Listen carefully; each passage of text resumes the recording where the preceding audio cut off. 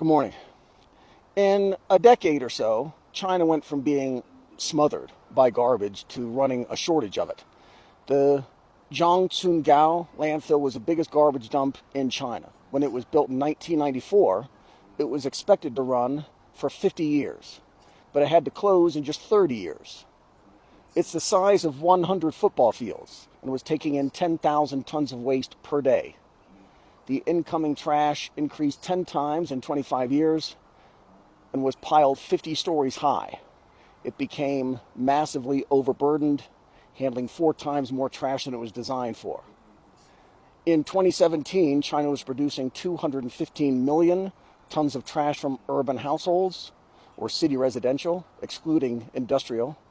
Landfills were filling up, so the government responded by requiring waste sorting and banning imports of trash from abroad.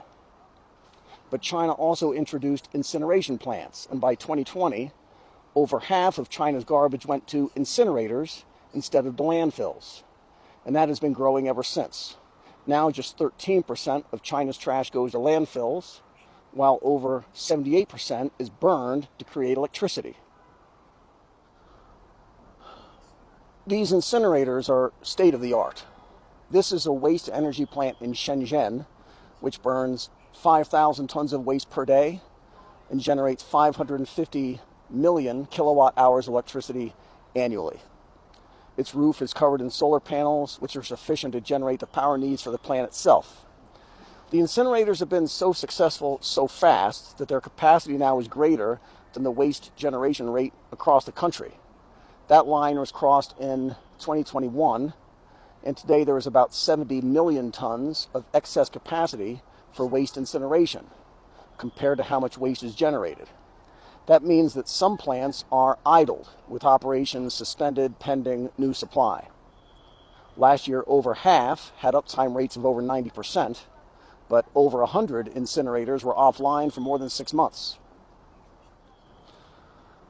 So China today, ironically, has an unexpected garbage shortage. WTE is waste to energy, and China has more WTE plants than the rest of the world combined. Their WTEs also score high in thermal efficiency. Those efficiencies at scale mean that China generates a huge share of their electricity just from burning household trash.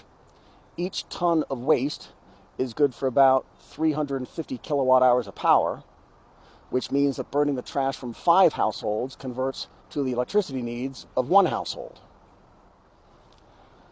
China is now at capacity for waste-to-energy plants and so is expanding to foreign markets. $600 million in Chinese plants are planned for Kazakhstan. And it's the same story here in this industry we've seen in lots of other ones. China now dominates the world in WTE tech because China had the world's biggest problem to solve to begin with. Then China's supply chains and industrial centers got busy building the equipment for the industry, and soon enough could build the equipment at higher quality and lower cost than anyone else. Chinese firms build capacity at $250 per ton, which makes their WTE plants an obvious choice for neighboring countries. The best markets for the equipment are here in Central Asia and South Asia: Uzbekistan, Vietnam, Kyrgyzstan, Kazakhstan. These countries face the same problem China itself had 20 years ago. Those numbers are astounding, by the way. Population of Vietnam is over 100 million, but Uzbekistan is under 40 million. Kyrgyzstan is like 7. So these countries are generating massive volumes of waste, and much of it must be industrial. Chinese companies that build this equipment are best in class, but their domestic market is full. So now they're cranking up their export markets, and these countries are spending $250 per annual ton one time to build plants that will turn their landfills into electricity forever. This is Suzhou, the replica of Tower Bridge. Be good.